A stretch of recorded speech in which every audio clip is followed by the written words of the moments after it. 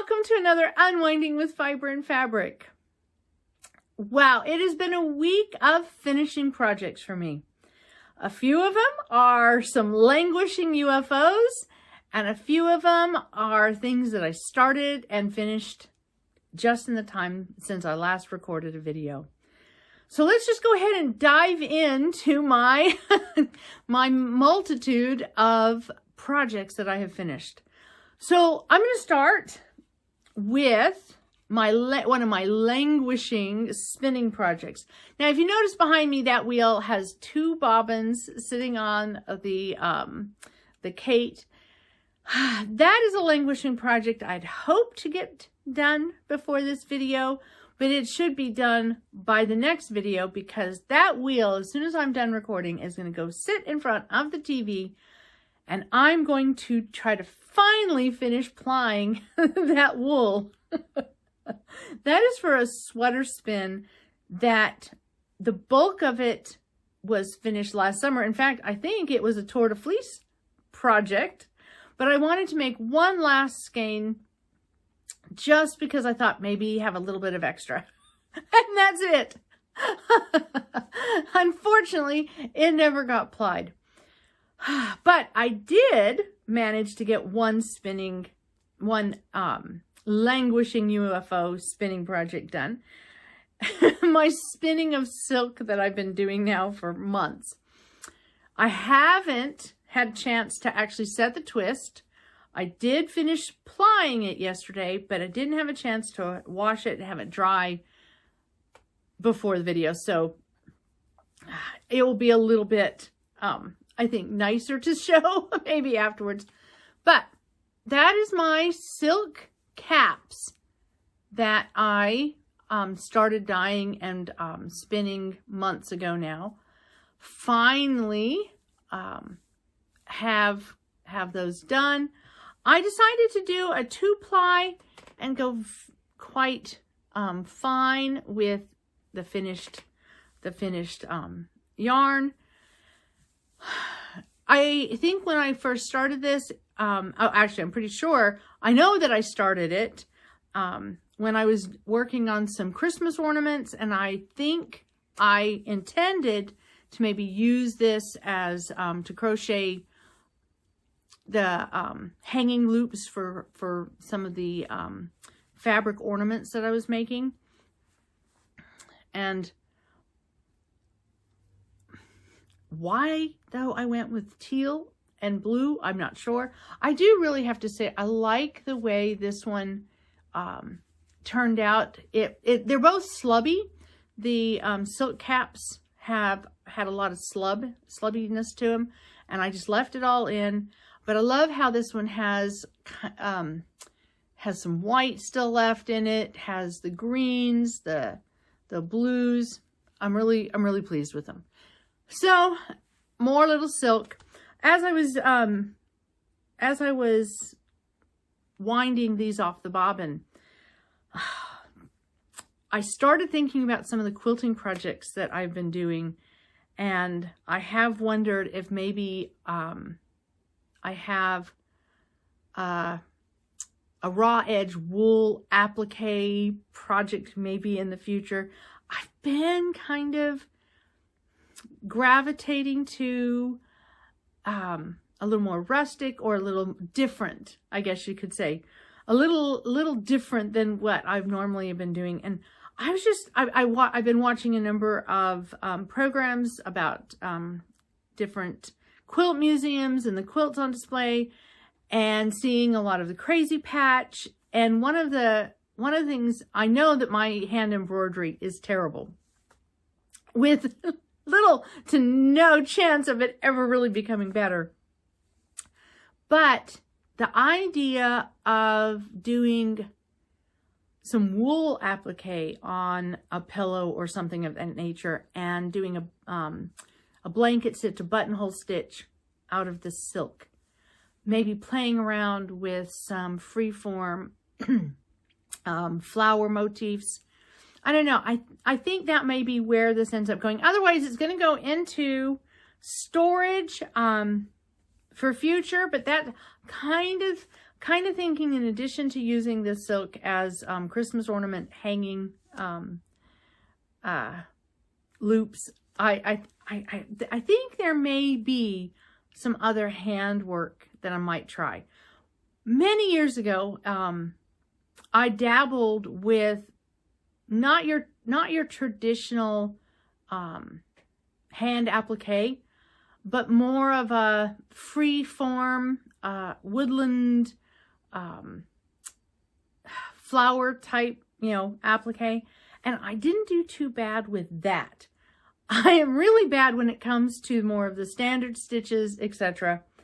But I had a lot of fun just having some fabric in a hoop and doing some vines and some little flower motifs on a piece of fabric. And the more I do of the silk, the more I think that might be a good way of using it. So maybe in this upcoming fall, we'll see. It's there. It's formulating in the back of my head, trying to do this. And actually, that brings me to one of my tour de fleece. Thinking ahead to tour de fleece, we have a month and a half. No, 2 months. 2 months and a half. Tour de fleece will start at the beginning of, or the ending of June, the beginning of July.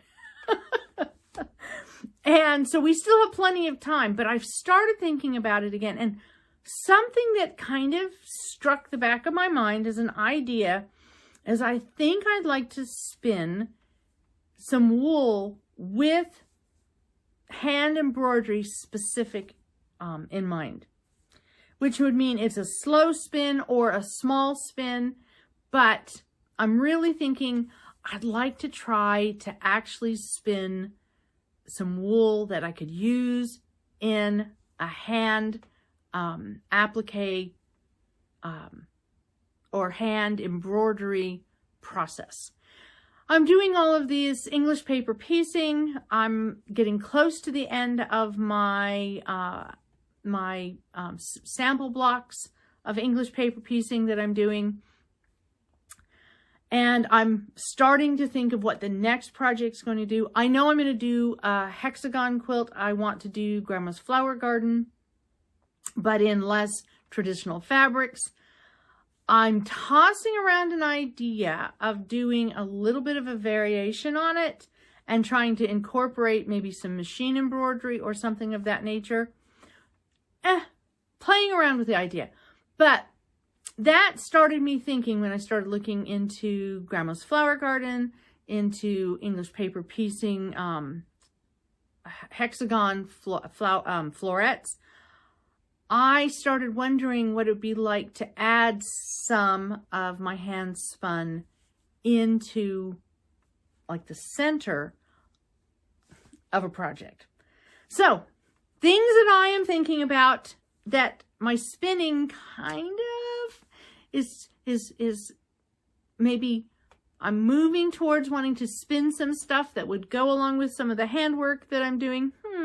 We'll see. But my silk is spun, so I can, well, I still have to set the twist, but otherwise I can toss it in the basket and be done with it. Actually, I should probably pull it out of that basket because I have this basket here of random stuff that I need to put away. And if I toss it in there out of the way, I may not find it. All right, so I have been also finishing some projects in the sewing room. And in my video last time, I showed you some photos, some footage of my sewing room. And on the wall above my daybed is my sampler pack quilt. It is the second set of blocks, but the first one quilted of a set of designs, a set of 12 designs that I did now years ago, I think like 14 years ago, my sampler pack set of blocks. And when I did the blocks initially, it was to do them only to be able to show how the construction was done. It was never my intention to sew together and make a sampler quilt out of these blocks. It was more about how each of these blocks on their own or combined with one other could make very interesting quilts. So it was never my goal to make a sampler quilt. So when I realized that maybe I should have a sampler quilt out of my sample pack blocks, well, I really didn't like the fabric I had used when making my sample ones, my test blocks. So I made a second set of blocks in a much, and I will show a picture here, a much more visually pleasing a set of colors, and it is now hanging on the wall in my sewing room. Now, as I started wrapping up different projects, I realized that before I really got into something else, I should finish the second sampler pack quilt, the one that used the first blocks. Because while I had never intended to sew these guys together, I did eventually figure it was the easiest way to store the blocks. So I finished quilting that less than happy for me, the less than, I think, visually appealing set of blocks. And I have the quilt here. It doesn't have the same striking colors. I was using fabrics that I was, really just, there's one fabric in there that I ended up buying for, pennies on the yard type.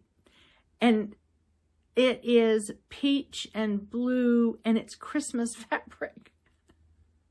And I figured if I cut it up in small enough pieces, it wouldn't be so offensive. I mean, it's fabric, right? I should just use it. I honestly should use it as that when I make pillows and I hand quilt the pillows, I have make a quilt sandwich where I have the outside of the pillow, the batting, and then I need a interior piece for the quilting, and that you never ever see. And I really should use it for that, because it is not easy fabric to blend in with anything else. You might notice, well, okay, so I've shown you the quilt. I have had a little video that on Instagram where it's out on the clothesline, but I'll show you the block. So that center, that Dresden plate, okay, that's the fabric. That's the peach and blue Christmas fabric. Oh, here, I'll turn it upside down. You can see the reindeer. So I was trying to use that and have a way to use it up. Now, it's not the easiest fabric to match with anything, coordinate with anything, but I did manage to make it work. I do really love this one. This one was inspired by the yucca plants that we had growing outside of our house in Colorado. It is a foundation paper pieced block. I did dabble a little bit with foundation paper piecing. I don't mind it. I love the precision of it. But I have, as those of you that are following my videos know, I like the ability to sit and do handwork in my comfy chair. Sitting at the sewing machine doesn't give me as much joy. But I do have to say, I like the way this turned out. It doesn't show up as well from the distance when I have the quilt hanging on the line. Now, a lot of my quilts, are designated to be walled hangings right from the beginning. That's what they're made. And I have a couple of those to share with you. Some of them are quilts that can be used as quilts, and I'll put a sleeve on the back of them that can be taken off if the quilt needs to be used as a quilt. It's a temporary. This quilt, I haven't put a sleeve on. I clipped it onto the clothesline, took my photos, and it's going to go into the stash of quilts. Because, the honest truth is, I don't want to have this hanging on a wall. I have come to appreciate this quilt. I love how the brown borders kind of pull it together. But this is an example of what I call getting muddy. The contrast between the fabrics isn't enough to really pop. And there's nothing wrong with that. That might actually very much appeal to some people. For me, it's not what I necessarily want on my walls. So this one's going to go into the finished quilts, but not wall hangings collection. I will probably always keep it on hand because it's a good example of how two quilts can look so different, just based on the fabrics that you use with the one that's on my wall hanging. I enjoyed finishing it. And strangely enough, I didn't have such a problem getting back to quilting it now that I have done the other projects, have taken a break from it. But I was happy to set it aside for a while.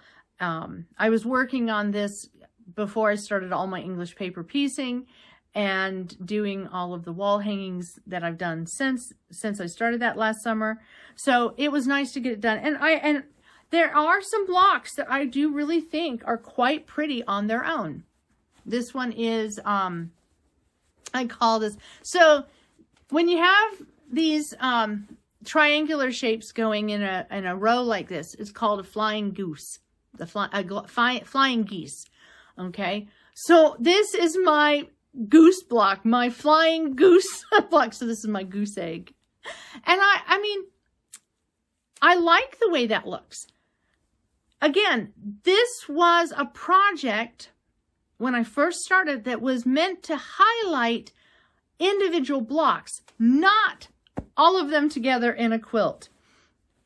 And so I really like how individual blocks turned out. I love the way this one, I just decided to, with the other version of this quilt, I quilted it differently. This one just begged to have a circle in the center because it kind of helped highlight the really, what is actually pretty fabric when it's not coupled with the Christmas. And I mean, it works. And I love my Dresden plate. And I actually like the way it, I did it, I was fairly pleased with how it turned out and everything. Don't look too closely.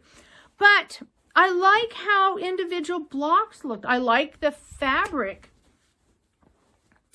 the way it worked, like this with the star.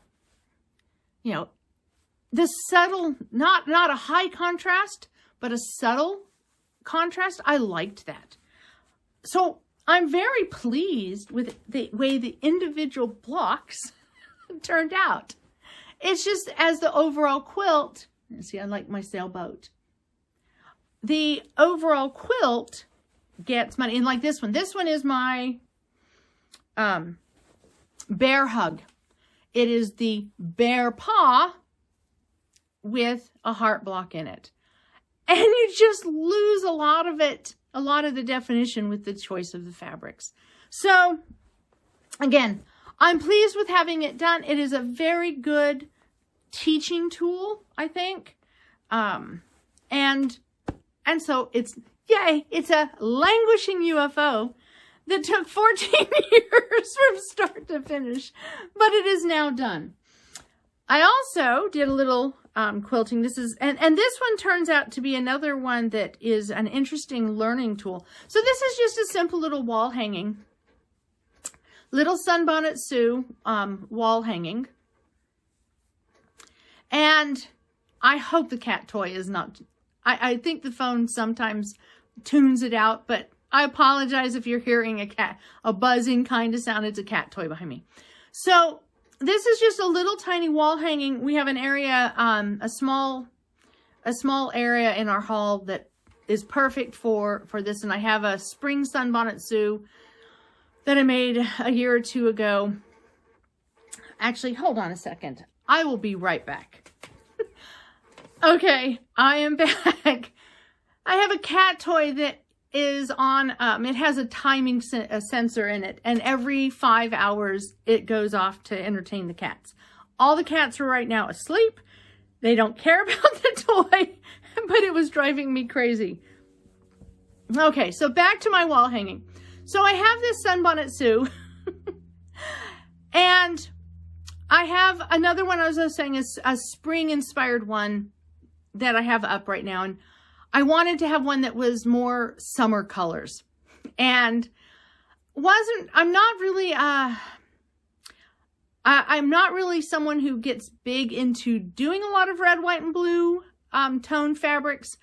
This is as close as it came. I started thinking, well, this could be my kind of red fabric, but when it was all said and done, it's purple, and it's adorable. I love it. The Sunbonnet Sue and the he's either known as Overall Andy or Sam, one of the two. These are ones that I have digitized. There's tons of machine embroidery out there. There's tons of patterns, traditional embroidery. These are ones that I've been putting together a little tiny collection of them for a few years now, and I had done them up on my old software for my machine embroidery, and I wanted to do them up with my new software. And let me come in close. And I am so much more pleased with how they've turned out. I like the way they look. I love the little Scotty dog and the little ginger kitty. Because, of course, one of the things, I would like to do a little black kitty, but it's kind of hard to do the whiskers. And so my kitty Whimsy is now going to be highlighted in my quilt. So my little Sunbonnet Sue and Sam, and this... I did basic crosshatch in here, but in this urban camouflage, if you notice, I quilted inside the very lightest pink strips. So that's how I quilted this one, is I just quilted in the lightest pink squiggly lines. But the reason I say this is another teaching. So when I was washing this quilt, I was tired and distracted, and I threw a bunch of the quilts that I'd finished into the wash, and I forgot to put a color catcher in. Now, all my fabrics are pre-washed, but occasionally colors will still bleed, and some colors are just a little bit more fugitive and a little bit more problematic. Red and purples can definitely cause issue. So when I pulled this out and I was looking at it, it's like, oh, did my markings for the crosshatch, did they not wash out? No, they washed out. But the purple, because the stitches go from the back to the front, the purple bled through along the stitch lines. And so there's some shadowing from what is clearly a purple bleed. So, needless to say, the lesson here isn't just about throwing in something like a color catcher when you wash. And I always wash my wall hangings. I always wash my quilts. I go for the wrinkly. I go for sometimes when it's washed, no matter how much I try, I don't have straight edges anymore, even if I try to block it.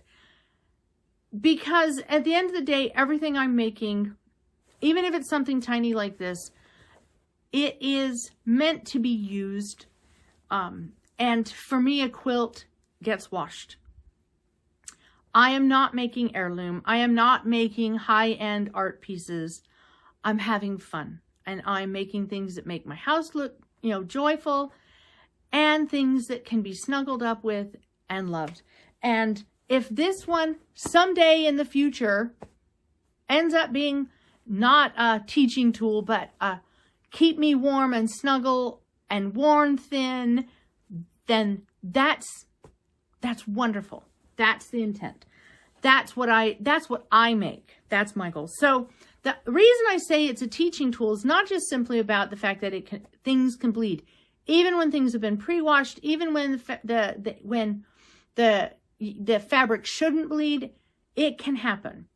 The reason I say this is a teaching tool isn't because of that.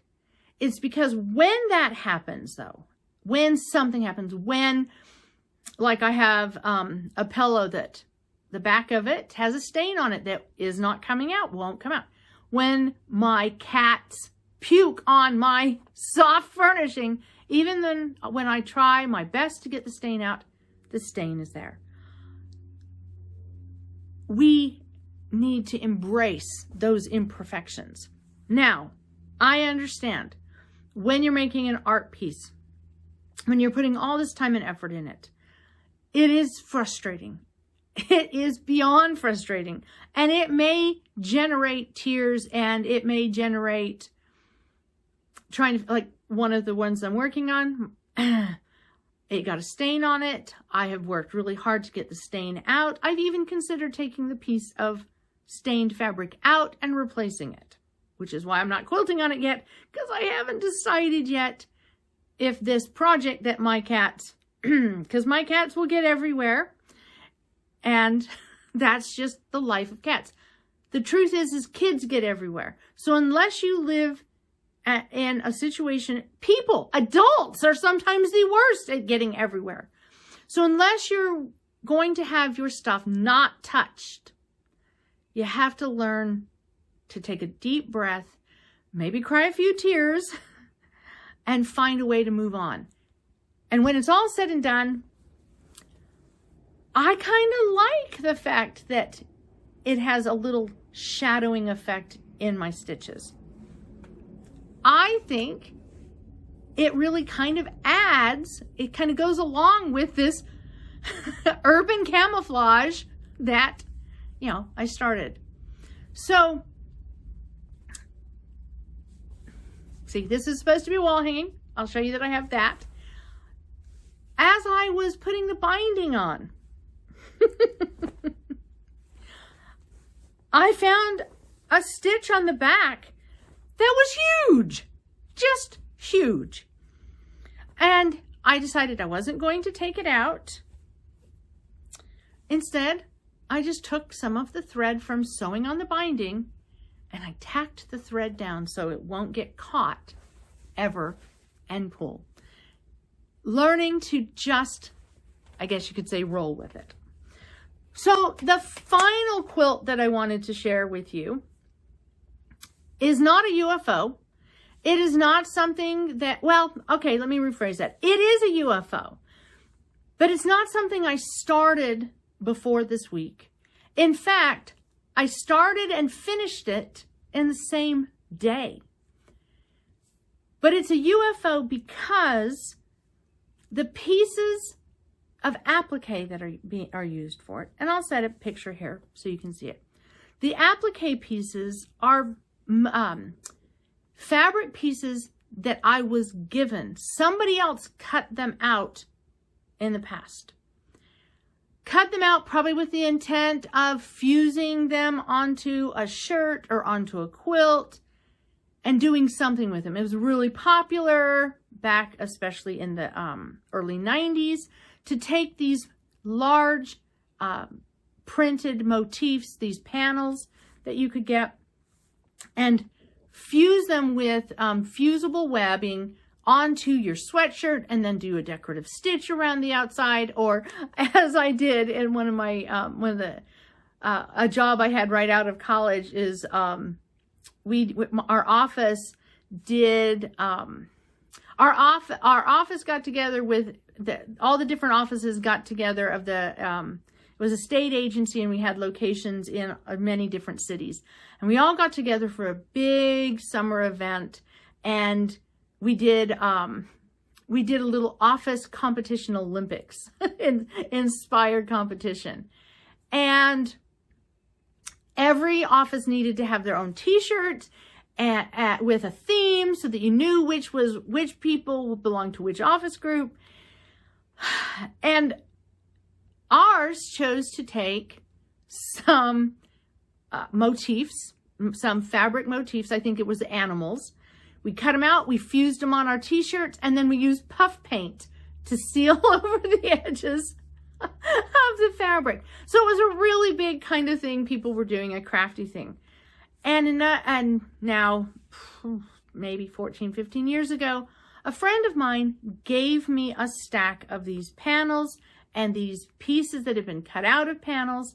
She decided she wasn't going to ever use them. She gave them to me thinking we might be able to use them, my daughter and I.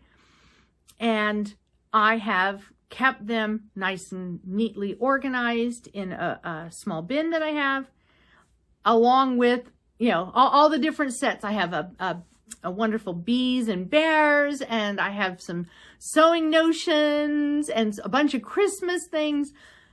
So I have a stack of them. I passed along a lot of the panels, a lot of the quilt tops, the printed quilt tops. I passed them along, hoping other people might eventually use them.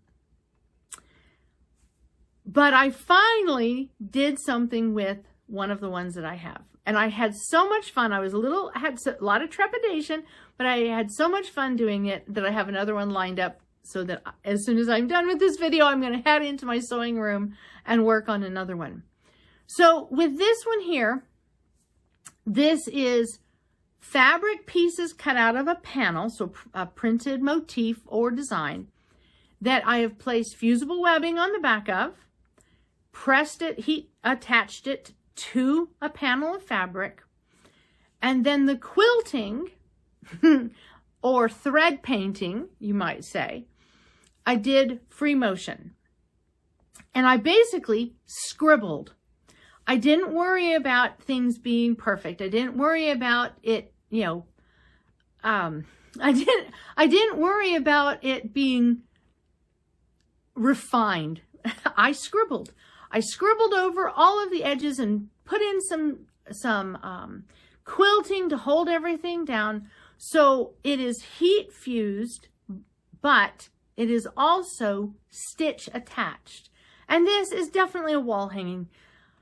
With my Sunbonnet Sue, there's fusible webbing behind it, okay?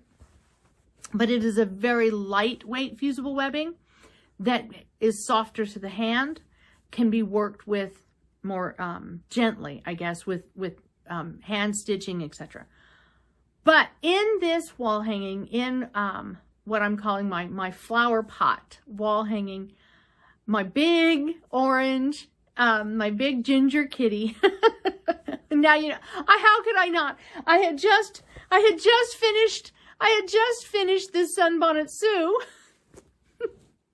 And all of a sudden I see this other big ginger kitty. And in this case, the fabric actually did have a black outline around it. So it's what struck me as, well, let's do some black scribbling. And I loved how it turned out.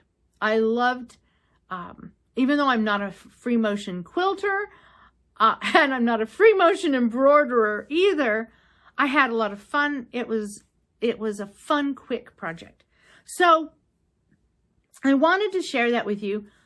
It is a UFO because this fabric, first of all, somebody else cut it out and gave it to me now probably over a decade ago, if not 2 decades ago.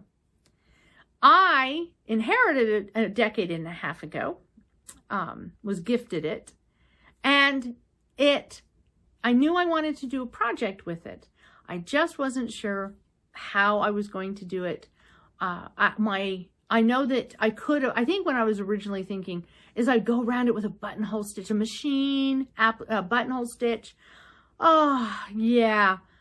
But all that little vine, all of that little, the nooks and crannies, I knew that it would just drive me insane. I have done 1 or 2 other free motion applique, stitching, wall hangings. So I thought I'd give this a try. I hope that it gives you joy. It gives me joy. It fills an area in my sewing room now that is actually hanging next to another one that I did some scribbling to hold down fabric that was fused onto a panel. So I'm going to try a little bit more of that. That's going to be something that I that I play around with, and it is just free motion scribbling. I did do it. I chose in this one to do it as a quilting, so it is a quilt sandwich. The back of it, you see all the scribbling just as much. But for wall hanging, I think it is a wonderful way to play. So I'll have more, I'm sure, to share in the upcoming weeks, because it is something I will be getting back into. I have one laid out on the cutting table right now. So yes, as soon as I am done with this video, that is where I'm off to. But before I finish this video, let me share really quickly the English paper piecing block that I did. This one came together so easily. It is called the Gemstone Star. It was a delight to sew. Definitely easier than I think the ones that I have coming up. I have now less than five blocks, and I'll have all of my little EPP sample blocks done and ready to sew them together into a quilt. The ones that I have left are fiddly and are small, and yeah. I want to sit down and get them all busted out, but they kind of, I have to focus. There's no getting around needing to focus. But this one was a wonderful, fun one to play with. Very simple. Again, not as easy as some of the others that I've done. Whenever you have this shape coming together, it takes a little more finesse, but I'm pleased with it. I'm very pleased with a lot of what I've done. It has been a good couple weeks of dealing with UFOs, finishing some projects, trying something not necessarily new, but revisiting something that didn't give me as much joy in the past, but definitely is giving me more joy now. It has been a time of embracing the imperfections, much like with, let's see, hold on. I will show you. If I'm going to share imperfections, I have to share, oh my goodness, I folded this, there it is. If I'm going to share this quilt and talk about embracing the imperfections, there we go. It has been a time of finishing UFOs, embracing imperfections, and just having fun with it. Just having fun. So I hope to see you again soon. Until then, I hope you enjoy some unwinding with fiber and fabric, and maybe you'll try some scribble quilting too.